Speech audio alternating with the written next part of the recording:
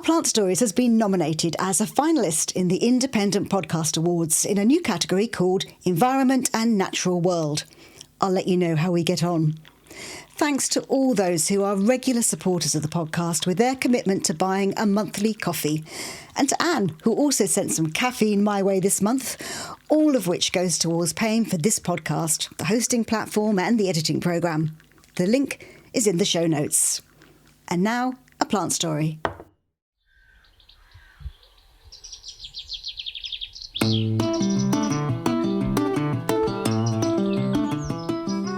Welcome to Our Plant Stories. It's a podcast that digs into the stories that plants tell us about people and places. And this week, it is definitely the place that is important.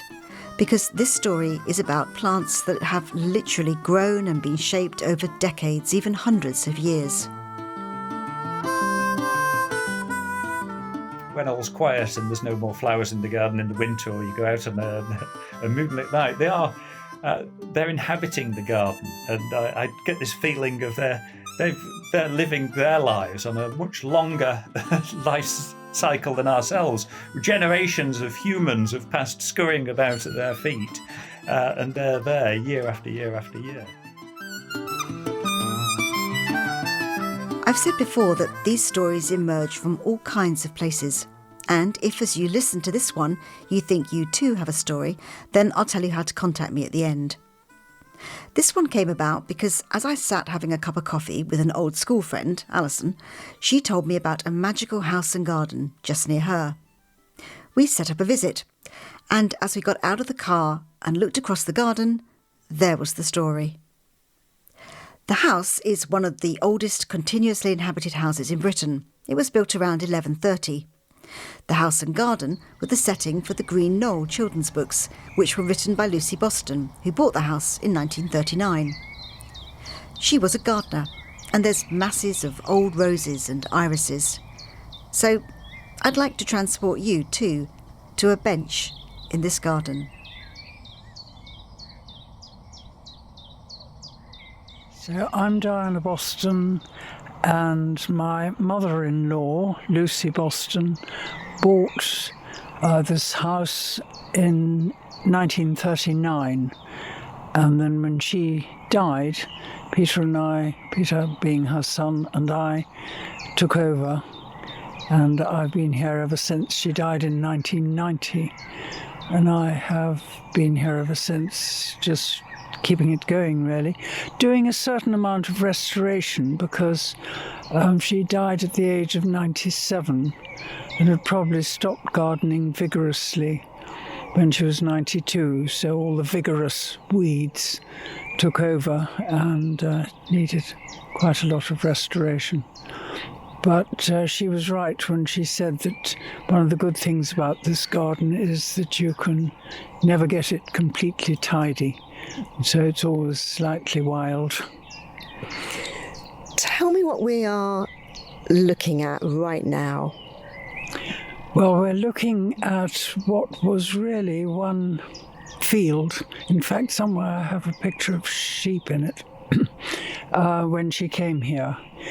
And she had the courage to plant 8 tiny little yew seedlings on either side of the path, which cuts the field in two and goes from the present front door down to the river.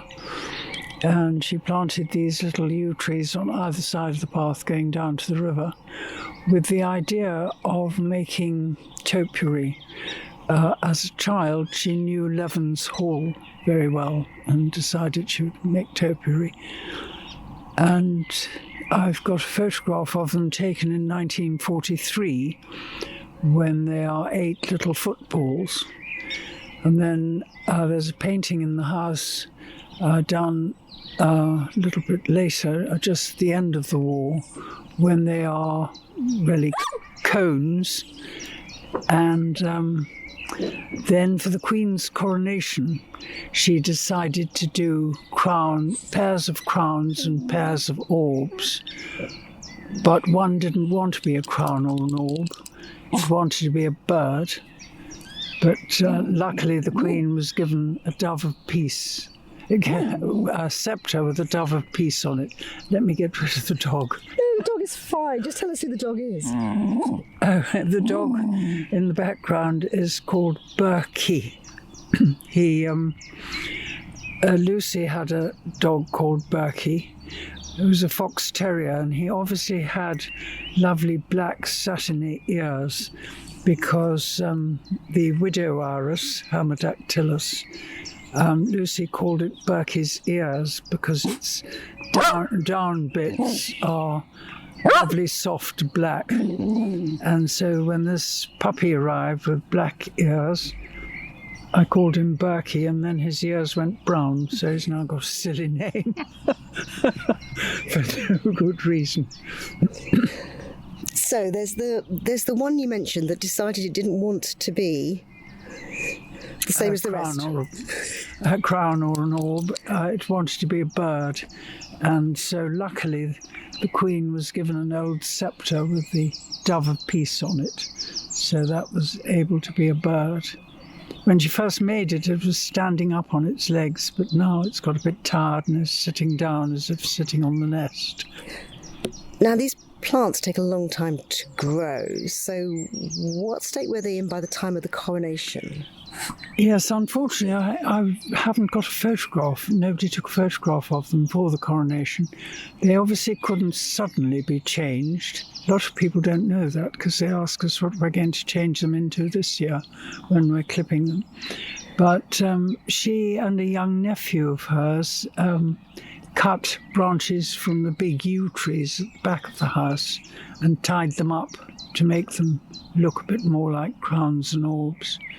But certainly by 1954, so a couple of years after the coronation, they looked very beautiful and very elegant crowns and orbs.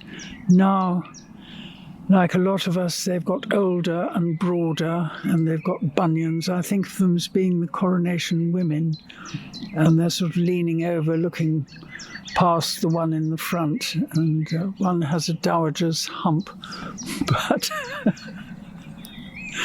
they are splendid characters as well as being rather picturesque.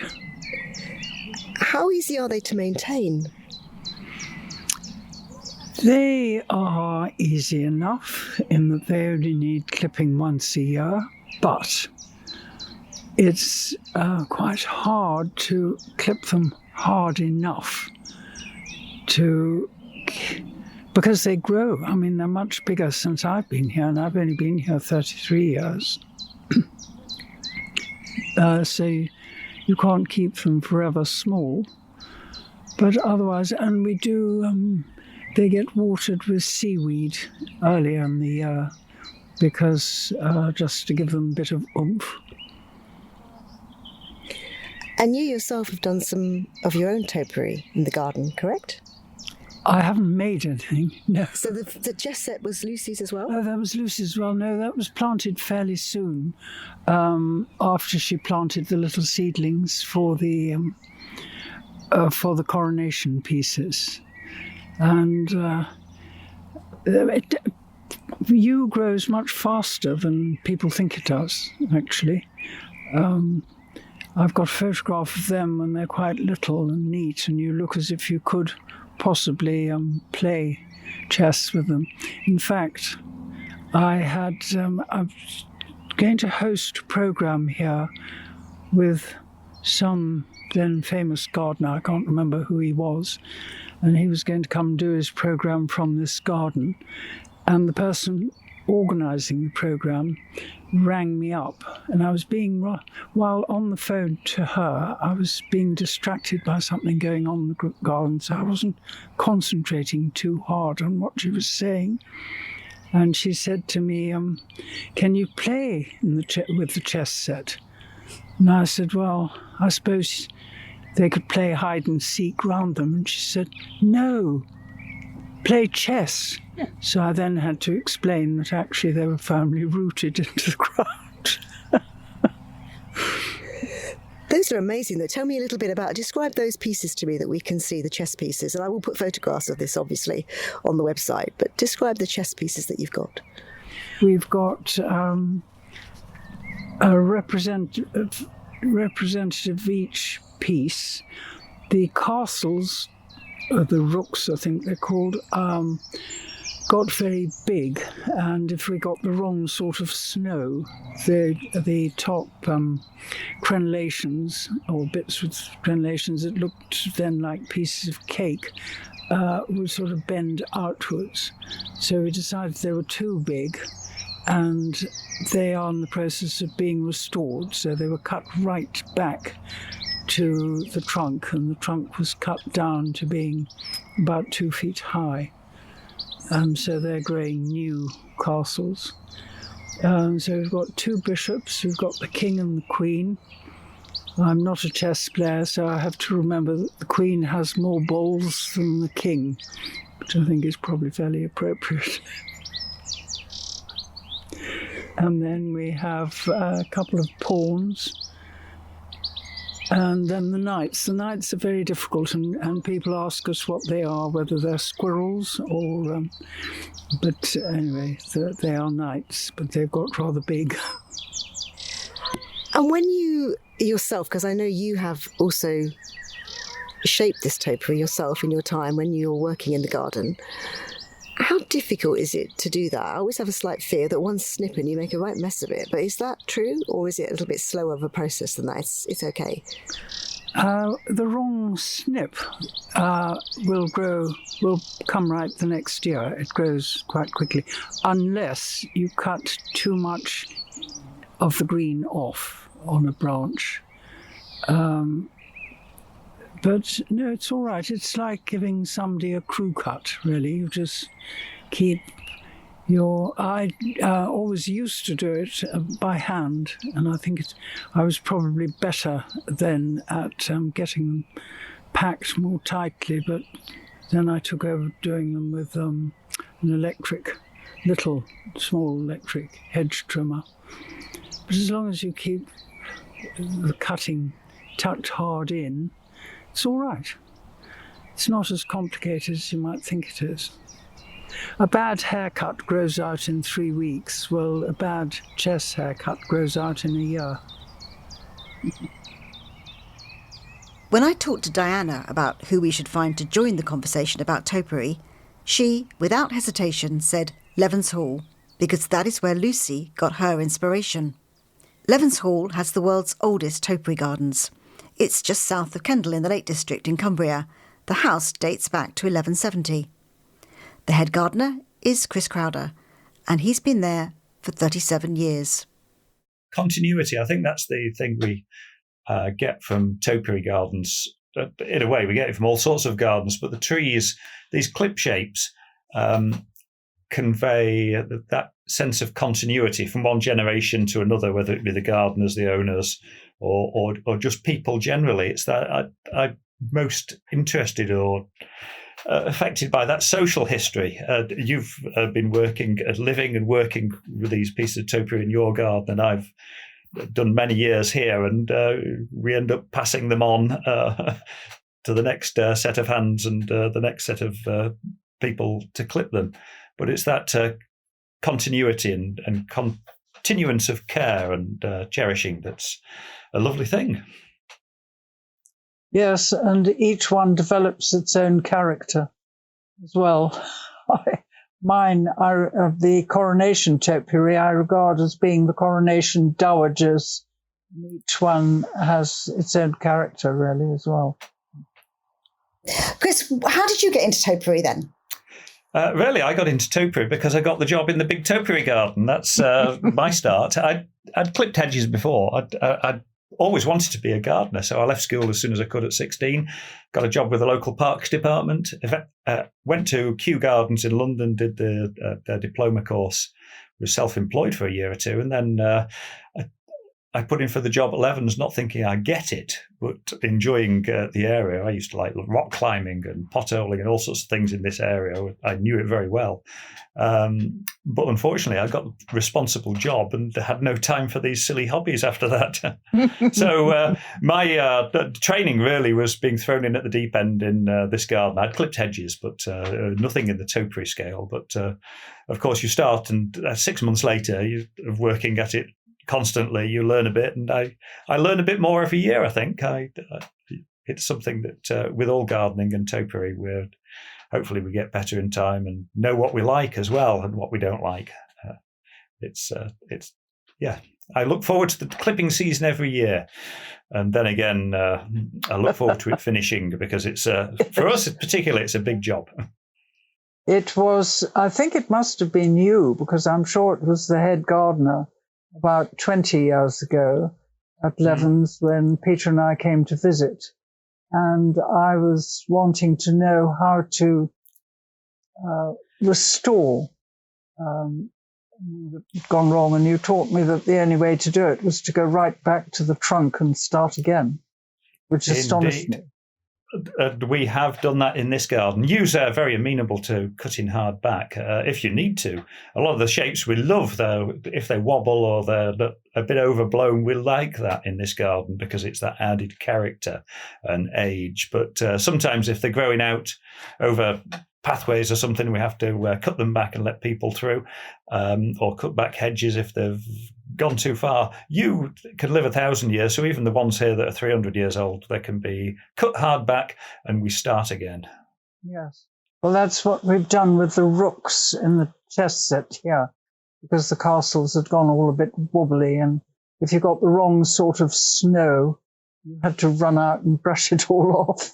Oh, that's one of the worst things you can get in the garden, isn't it? A dollop of heavy snow. We had some. Yeah. We don't often get it. I love a bit of snow because it makes all the topiary look so wonderful. It hides any blemishes in the garden, and it's dash out, get all the Christmas card photos for the next 10 years. But too much snow is a huge problem.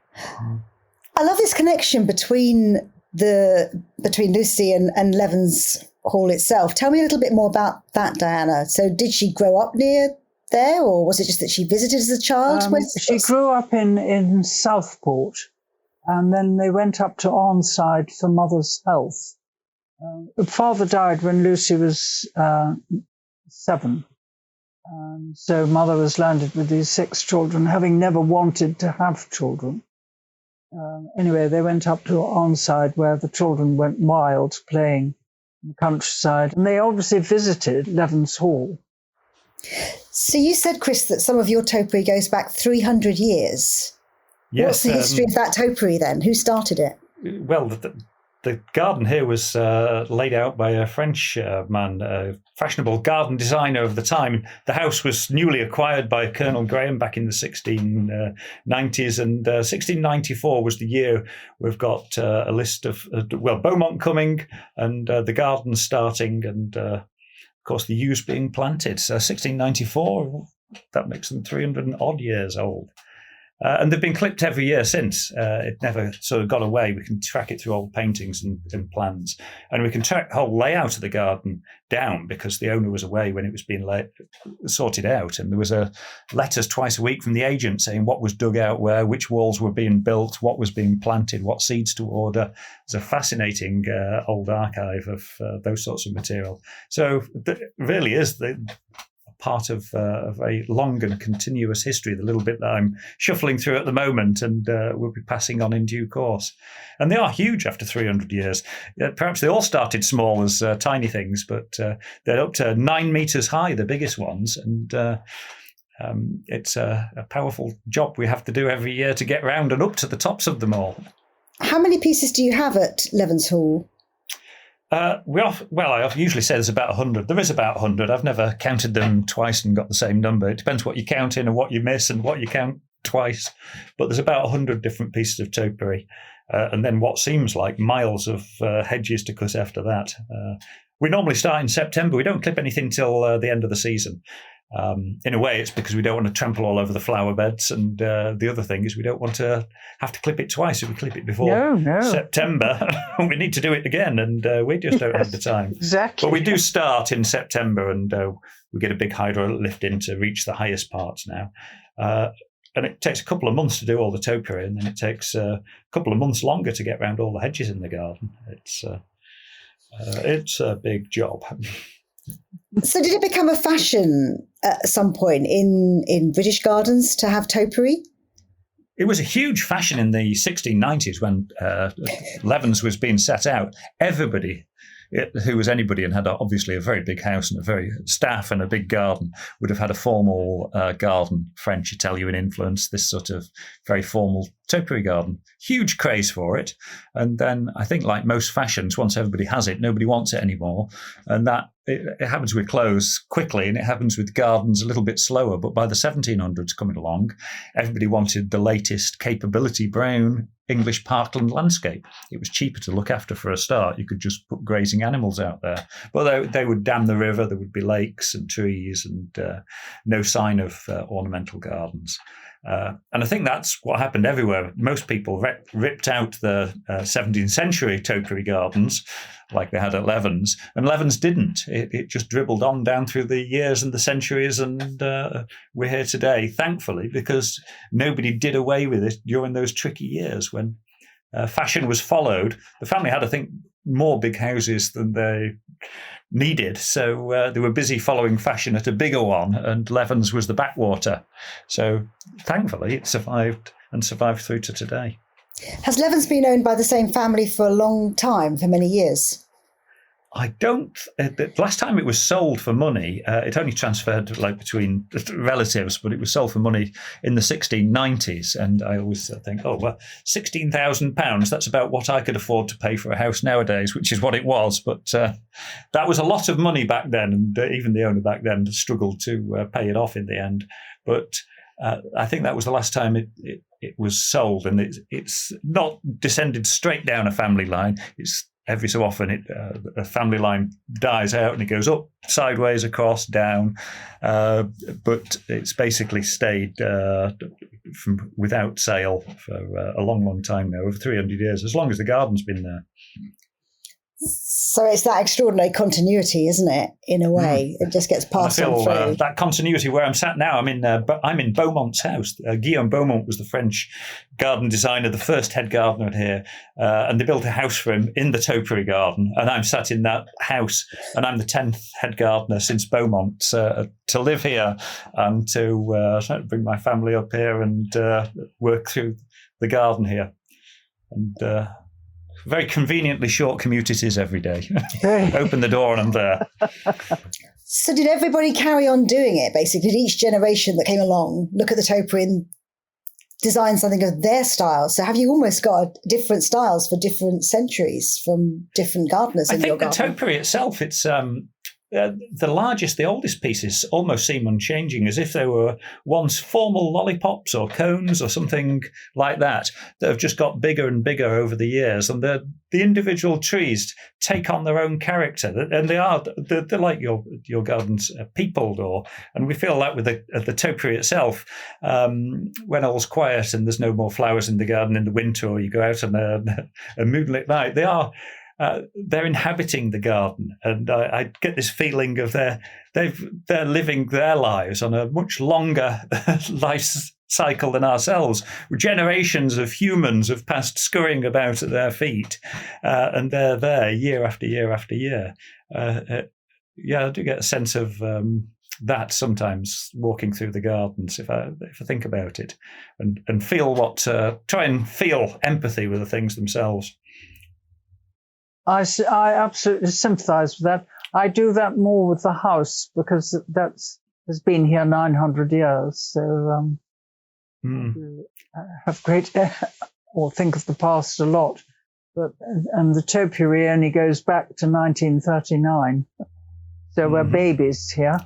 I love the fact that you both, I get the sense, just love being surrounded by history. And that's what, in your case, the house, and in your case, the garden, Chris, give you, is a real sense of history, which is interesting because so much of often what we see sometimes about gardens is this kind of instant garden that can be created. And actually, your gardens are the opposite of that, really, aren't they? They're pieces of history.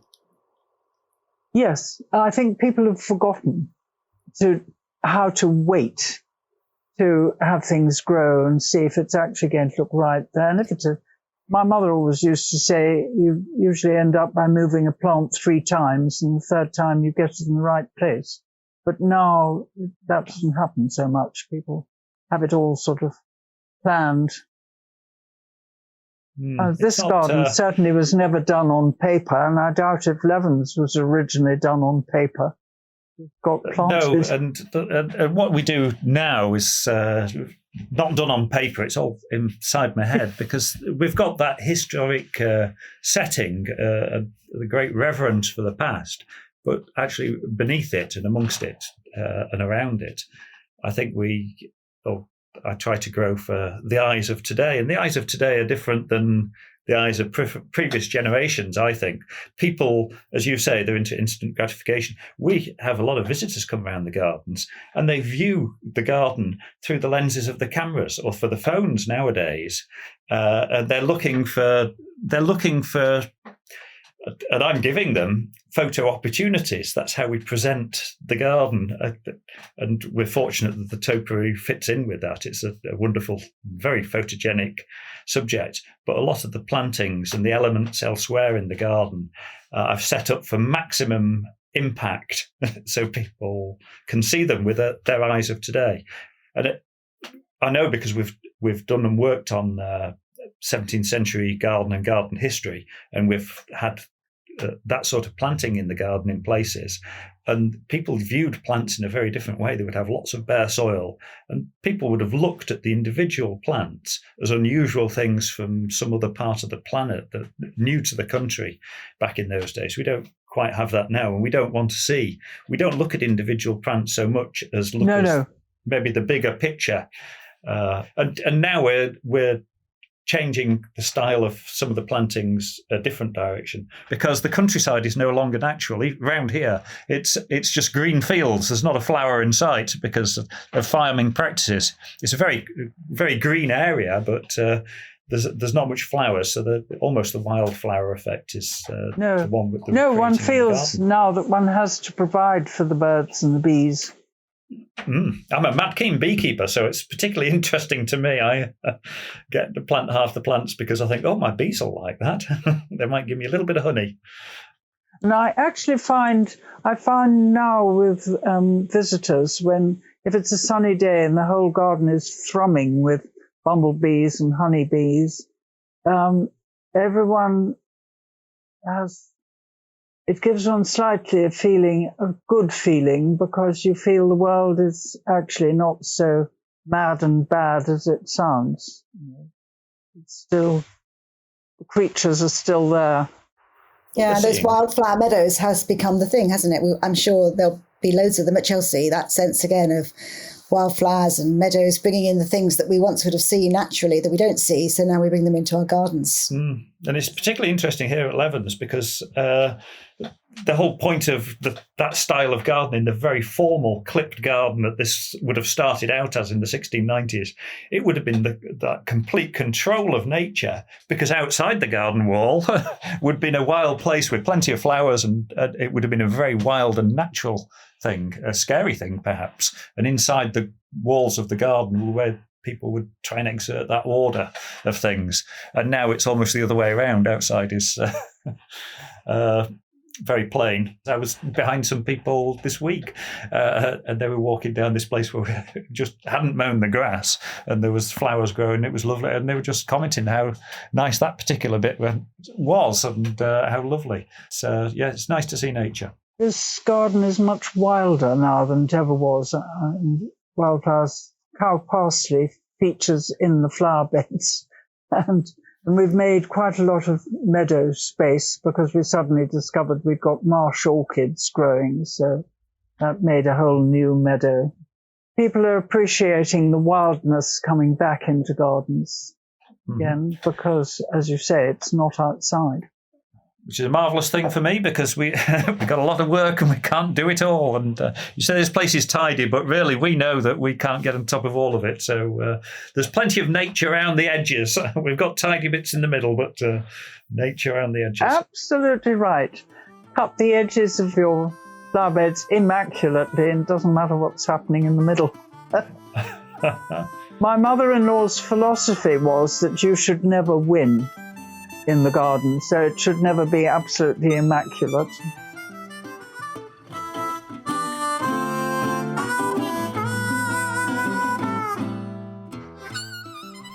If you're thinking maybe you could start with a small yew bush and do some topiary, then take a look at the website, ourplantstories.com, where there are lots of pictures to give you inspiration. And I asked Chris Crowder to give us the how-to to get us started. I would suggest that you start small. That's what we both discussed. Don't spend a lot of money and buy somebody else's piece of topiary. Buy a small yew bush and get going with that. So when I say small, like 30 centimetres, 50 centimetres, a little hedging plant, anything, a little yew tree in a pot. Probably yew rather than box currently, because a box is problems. So yew grows very well as topiary. It's naturally a plant that grows in the shade of woodland, so and got little evergreen leaves. It's the perfect English topiary plant. What we normally do is plant them. You're only going to plant one of these plants once, so make sure the soil is good, or if it's not good, make sure you've put some good compost in there. So we plant them and we leave them for a year. And the first year is just the roots growing. They get established. They like the spot. The second year, we'll go at that little topiary plant with some secateurs. And usually we have to cut about a third, half of it away, because what we're looking for is one central leader. So if we've got one piece of topiary, we don't want a lot of yew bushes in there. We just want one plant. And then we cut, after a year, we cut it to one central leader, because we want one trunk, like a tree trunk, in the middle to support whatever shape we choose for it, if that's the sort of direction we're going. And then after that, we generally clip them as a cone. So they get bigger and bigger over a few years. Each year we'll clip it as a cone, but let it go bigger. And we're watching to keep that single leader, that single shoot coming out the top, because that's on which everything will hang later. And then when we've had it a year or two, we've got a nice cone growing. That's when we can go at it with a bit of inspiration. And after a few years, of course, you'll have had time for inspiration to land. That cone can stay at the bottom. You can carry on growing up. We can add tiers, circles. We can make the cone into a cube or a drum shape. We can clean off bits of the trunk. We can generally work from that start into whatever takes our fancy for the next few decades, I suppose. So it's a piece of work in progress at that stage. But that's how I'd start. One tiny little yew tree, or small yew tree, happily established, and then work from there. And are they happy anywhere? I mean, do they like sun? Do they like shade? Do you need a lot of water in that first year? Any top tips for making it happy? Yew trees don't like a lot of water, sogginess at the roots. That's one of the things they don't like. Obviously, they like enough water so they don't die. But generally, if you plant them in a wet place, they'll go orange and not like it at all. So not a wet place. Yews actually grow very well in the shade, but if you're going to make topiary out of it, it wants sun all the way around it. It'll be creating shade of its own. So it needs to be in a fairly open situation. That was about it. And then just have patience, basically. It's patience, that patience and continuity that's so lacking. The faster life becomes and the more people move about, the more difficult perhaps it is to be established long enough anywhere to feel a connection with a sense of connection with a place, and then the idea that you can actually be there the next year to look after this thing and grow it into the next thing. It's that thought that you're going to be somewhere the following year. And when I first started at Levens, I didn't plant pieces of topiary. I was too busy rushing around doing the garden and all the rest of it. But after a while, I felt that I was going to be here for a little while longer, and I had the time, years-wise, to start something and finish it, or work it on so somebody else takes it on after me. That continuity again. It's never finished. No, that's true. Somebody else's problem or joy after us. I realised I hadn't asked Chris, could you grow it in a pot? And as I sat here thinking about the way we live our lives now, often moving around, it seemed an important question. So I phoned him and caught him just before he was setting off around the garden with an American tour party. Lucky them. The good news is, he said you could start this off in a pot, and it'll be okay for 3 to 5 years, though you will have to keep repotting it as it grows, and eventually, after that period, the pot would be just too big to move. You could grow it in your garden, And if you move house after about 10 years, take your topiary with you. Though you might need quite a lot of friends to help you with digging it up and moving it with the root ball. After that, well, as Chris put it, the topiary becomes not part of your story, but a part of the house's story, which I think's rather lovely. If you have a plant story that you'd like me to follow up, then you can email me, sally@ourplantstories.com. Do take a look at the episode page to find out when and how you can visit both Diana's garden at the Manor in Hemmingford Gray in Huntingdon and Levens Hall in Cumbria. Our Plant Stories is presented and produced by me, Sally Flatman.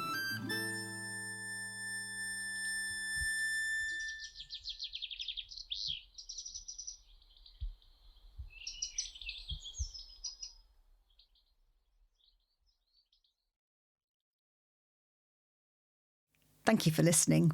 If you want to show your support for this podcast via Buy Me a Coffee, then the link is in the show notes or on the website ourplantstories.com. I promise you, your virtual coffee will go towards the podcast, not plants.